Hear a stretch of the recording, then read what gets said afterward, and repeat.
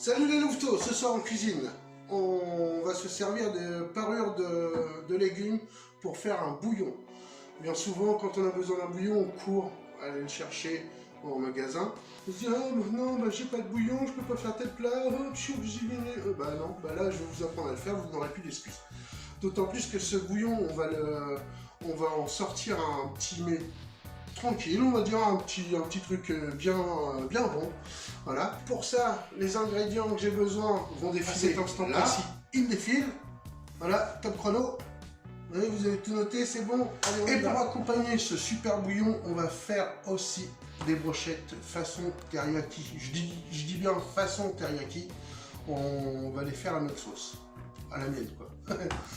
Donc, c'est part. Admettons, vous avez fait un pot-au-feu.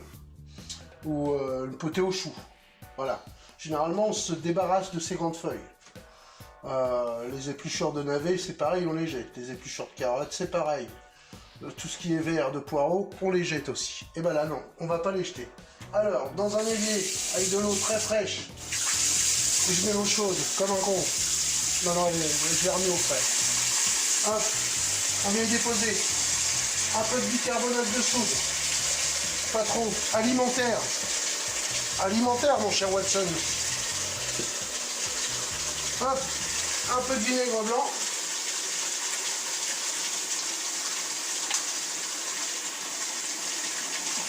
Trois gouttes, ça suffit.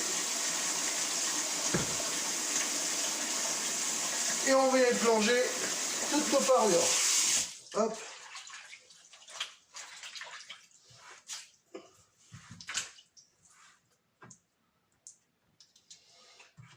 Alors, on les laisse un peu. Pendant ce temps-là, on va se faire un petit oignon. Allez, bon, c'est parti. Alors, j'ai plus d'oignon, c'est pas grave, je prends une échalote. Hop, je la coupe en 4. Pourquoi en 4? Parce que justement, les morceaux vont pas rester dans le bouillon, je vais le clarifier après. Voilà, je prends de l'ail. Hop, vous connaissez la technique. Hop, je n'épluche pas.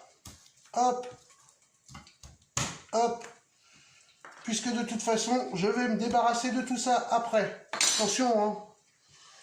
Tout ce qui va être récolté après, je retransformerai. C'est un truc de fou.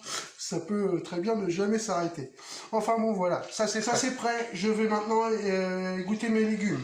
Donc, nos parures sont lavées. L'échalote, l'ail, c'est fait. On n'y touche plus. Dans les parures, vous allez garder les feuilles les plus vertes. Parce que vous allez voir, on va encore en faire autre chose. D'accord ? Vous les gardez. Normalement, avec ça, j'en ai largement assez. Voilà. Le reste, ça part en cuisine. Allez, on y va. On verse un peu d'huile d'olive. Hop, hop, hop, j'ai dit un peu. Là, j'en mets trop, l'huile. Le gras, c'est la vie. Quand l'huile a chauffé, hop, on y dépose nos parures. Enfin, non, pas nos parures. Notre échalote, pour que ça prenne juste légèrement le...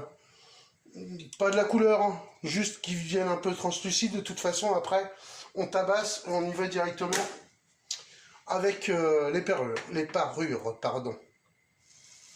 Alors là, ça commence à chanter. Hop, je peux déjà y mettre mes parures de choux. Alors à savoir, les parures de choux, je vais les laisser tomber. Je vais faire comme si je faisais une tombée. Alors, quand je vous dis on va faire une tombée, ce qu'on appelle une tombée en fait, quand je vous dis on va faire une tombée en fait, c'est une grosse masse de légumes verts par exemple, des poireaux, de la salade, ça peut être du chou, des épinards, etc. On met juste un fond d'huile et on les laisse retomber tout seul. Voilà, c'est ça. C'est ce qu'on appelle faire une tombée de légumes. Donc là on attend que ça se réduise. Alors surtout ne coupez pas trop fin pour vos parures, parce qu'après on les débarrasse, hein, je vous rappelle quand même. Donc, parce qu'on va garder que le bouillon. Non, maintenant que là, vous avez vu, le volume a bien diminué. Donc là, à ce moment-là, seulement, on peut mettre les parures. Hop.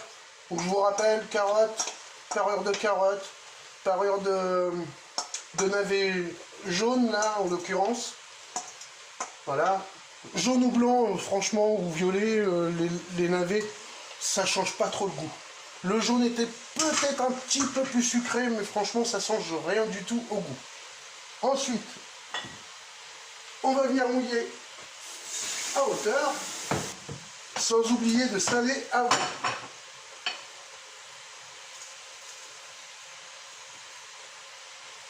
Voilà, pour la quantité d'eau qu'il va y avoir, c'est pas grand chose.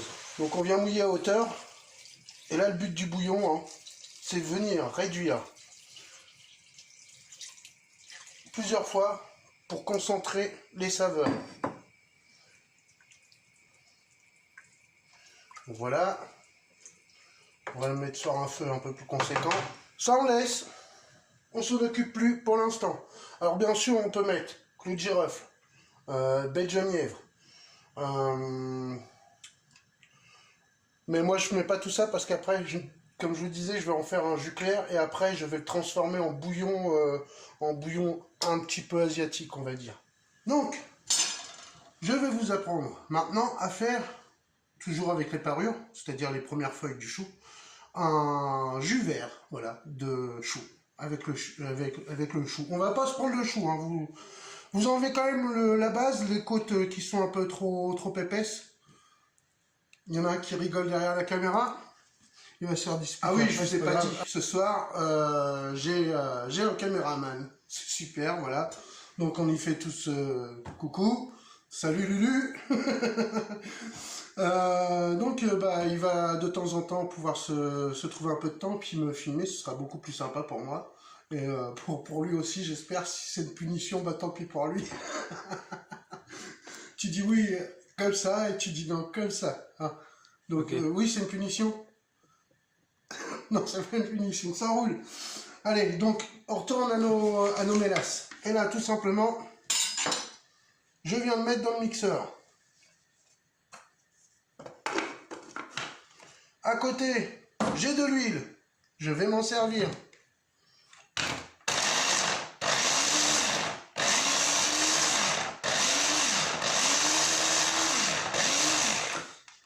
Là, je mets ce que je peux mettre.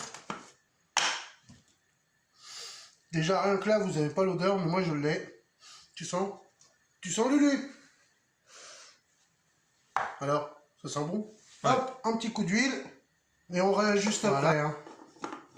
Comme je vous ai toujours dit, en cuisine, c'est toujours plus facile d'en remettre que d'en enlever. Voilà, on va remettre un peu, justement. C'est ce que je disais. Alors ça va nous faire une huile infusée au chou, tout simplement. J'ai à peu près la consistance que je voulais et la couleur. Une belle couleur. Le temps que notre bouillon se concentre, on va s'occuper de faire, voilà, tout simplement, on va infuser notre huile à feu doux, gentiment. Et on réglera s'il faut, si vous voyez que c'est encore un peu trop épais, n'hésitez pas à rajouter un peu d'huile, ça ne perdra pas de son goût puisque là, surtout faites pas bouillir l'huile. Hein. Dès que le premier bouillon arrive, dès que vous voyez que ça commence à être fumant, bien fumant, surtout si vous voyez qu'il manque de l'eau dans votre bouillon, n'hésitez pas à rajouter. Alors, on revient sur notre huile de chou là qu'on avait fait, qu'on avait commencé. Donc moi, là c'est bon. Alors, on aurait pu effectivement blanchir 1 minute dans l'eau bouillante le chou avant de le mixer et le refroidir aussitôt pour garder vraiment le vert. C'est comme ça qu'on fait quoi en général. Donc, moi j'ai pris un raccourci. Voilà, donc on le replonge dans le mixeur. Et là on y va à fond les ballons. Du fait qu'on les laissait infuser dans l'huile chaude, notre huile s'est encore plus imprégnée du goût. Et là, ce qu'on vient rechercher, c'est justement qu'il n'y ait plus d'aspérité, qu'il n'y ait plus du tout de petits morceaux. On vient vraiment lisser notre huile. Voilà, on stoppe, on sale et on poivre. Voilà. Une fois qu'on a salé et poivré, ben on recommence l'opération. Je reviens sur le fait de l'avoir mis en casserole chauffée avec l'huile. Ça a permis d'attendrir aussi le chou. Donc du coup, il est beaucoup plus souple et beaucoup plus malléable. Donc quand on le met quand on le remet dans le mixeur, et ben on obtient un appareil beaucoup plus lisse. Beaucoup plus lisse. Et voilà. c'est pas trop mal. Alors, maintenant, on va passer à la viande. Donc nous allons faire des petites brochettes façon teriyaki. Mais en fait, on va tout simplement faire des petites brochettes de poulet. Voilà. D'ailleurs, pour les gens qui sont végétariens ou autres, ils peuvent s'arrêter là, voilà. Pour le bouillon, ils peuvent reprendre après, parce que le bouillon est 100% végétal, on n'a pas mis du tout de gras d'animal dedans, donc voilà, donc pour ça c'est fait, et l'autre côté de la recette va peut-être moins les intéresser, donc ils pourront prendre la recette au moment du montage du bouillon, car pour l'instant le bouillon, il n'y a rien à faire à part de le nourrir d'eau de temps en temps. Donc voilà. On y va, j'ai paré ma viande. Alors là du coup, qu'est-ce qu'on va faire? Et bon, on va venir la mariner comme d'habitude. Alors on a besoin de soja, de citron. Et là, notre petite huile va revenir me rendre une petite visite, puisqu'elle va nous servir justement à marier les saveurs entre la viande et le bouillon. Voilà, on y dépose. Voilà, 3 belles cuillères. Voilà, comme ça.